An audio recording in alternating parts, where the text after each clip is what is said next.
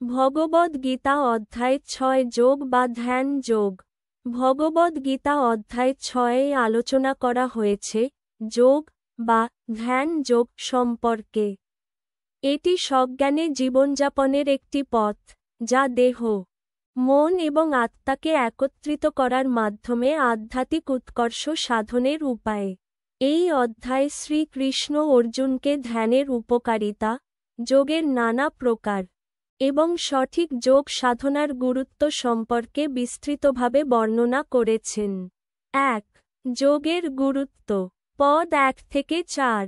ভগবদ্গীতার এই অধ্যায়ে শ্রীকৃষ্ণ যোগের প্রতি গুরুত্ব আরোপ করেছেন। তিনি বলেছেন, যারা সংসারের কাজকর্মে নিযুক্ত হয়ে জীবনের উদ্দেশ্য ভুলে যায়, তারা কখনো আত্মসাৎ লাভ করতে পারে না। এইভাবে তিনি সৎ কর্মের মাধ্যমে যোগ সাধনাকে সর্বোচ্চ গুরুত্ব দেন। তবে সঠিক যোগ সাধনার জন্য শ্রীকৃষ্ণ নিজেকে উপযুক্ত মনে করার জন্য মনোযোগী থাকতে বলেছেন। ২. সাধকের গুণ। পদ ৫-১০। যারা যোগ সাধনা করতে চান, তাদের জন্য কিছু গুণাবলী অপরিহার্য। প্রথমত, সেগুলি হল শুদ্ধতা, ধৈর্য, বিশ্বাস এবং অঙ্গীকার। গীতার এই অংশে শ্রীকৃষ্ণ বলেছেন যে, একজন যোগীকে তার দেহ, মন এবং আত্মাকে শুদ্ধ করতে হবে। সেই সাথে তাকে কোনো প্রকারের আবেগ বা শত্রুতার প্রতি মনোযোগ দিতে হবে না। এছাড়াও তার মধ্যে অহংকার ও অহমিকা থাকার কোনো স্থান নেই। ৩. সঠিক স্থানে বসে ধ্যান। পদ ১১-১৪। ধ্যান সাধনার জন্য শ্রীকৃষ্ণ এক বিশেষ নির্দেশনা দিয়েছেন। তিনি বলেছেন যে, একজন যোগীকে একটি নির্জন স্থানে বসে ধ্যান করতে হবে।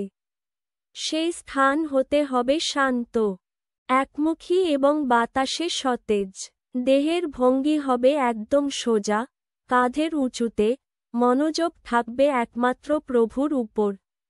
এভাবে একাগ্রতা বজায় রেখে ধ্যানের মাধ্যমে সত্তার অনুভব করা যাবে। ৪. ধ্যানের উপকারিতা। পদ ১৫-২০। ধ্যান বা যোগের মাধ্যমে মন শান্ত হয় এবং আত্মবিশ্লেষণের ক্ষমতা বৃদ্ধি পায়। শ্রীকৃষ্ণ বলেছেন, যারা নিজের মনকে অধিকার করতে পারে, তারা জীবনের সমস্ত দুর্ভোগ থেকে মুক্তি পায়। ধ্যানের মাধ্যমে আত্মাকে উপলব্ধি করা সম্ভব। এই প্রক্রিয়া যিনি সঠিকভাবে অনুসরণ করেন, তার জীবন সব দিক থেকেই শান্তিপূর্ণ এবং পূর্ণতা লাভ করে। ৫. মনকে নিয়ন্ত্রণ করা। পদ ২১-২৫। একটি বড় সমস্যা, যা মানুষের সাধনায় আসে, তা হল মন নিয়ন্ত্রণ। শ্রীকৃষ্ণ বলেছেন, মন অতি চঞ্চল, কিন্তু যাকে তিনি নিয়ন্ত্রণ করতে পারেন, সেই সত্যিকার যোগী।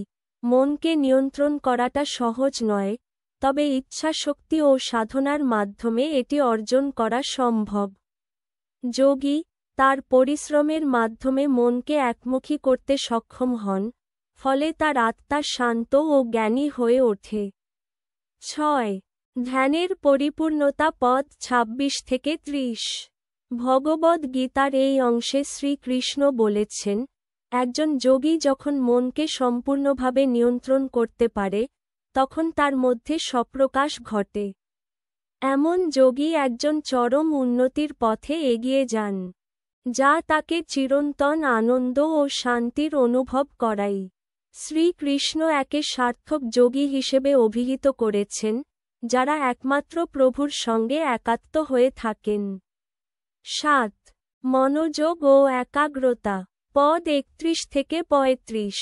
যোগী বা সাধককে একাগ্রতা বজায় রাখতে হবে এবং তার চিন্তা, মনোভাব, কর্ম এবং আচরণে পরিপূর্ণ শৃঙ্খলা আনতে হবে। একাগ্রতা এমন একটি মূল চাবিকাঠি, যা সকল যোগ সাধনার সাফল্যের জন্য অপরিহার্য। শ্রীকৃষ্ণ বলেন যে, যিনি নিজেকে ধ্যানের মাধ্যমে ঈশ্বরের সাথে একাত্ম করেছেন, তিনি সকল দুঃখ থেকে মুক্ত হন। ৮. সাধকের সাফল্য। পদ ৩৬-৪৭। যে ব্যক্তি যোগে নিয়মিতভাবে প্রতিদিন চেষ্টা করে তার কখনো ক্ষতি হয় না। শ্রীকৃষ্ণ বলেন, যে ব্যক্তি যোগ সাধনা করতে করতে জীবন থেকে প্রস্থান করেন তাকে পুনর্জন্মে ভালো পরিবার এবং শুদ্ধ আত্মা পাওয়া নিশ্চিত। এর মাধ্যমে শ্রীকৃষ্ণ জানিয়ে দেন যে যোগ সাধনার ফল কখনো ব্যর্থ হয় না।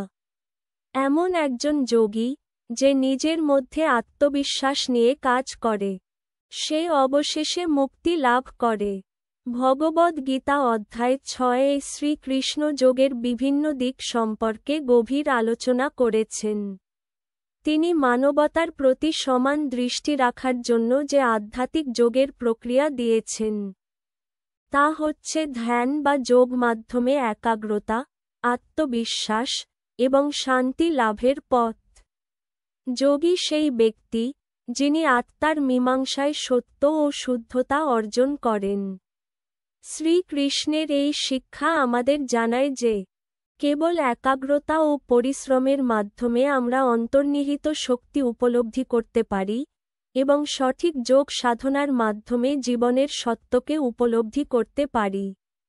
এই অধ্যায় আমাদের শিখিয়ে দেয় যে সমস্ত দুঃখ ও কষ্ট থেকে মুক্তি পাওয়ার একমাত্র পথ হল আত্মবিশ্বাস এবং যোগ সাধনা।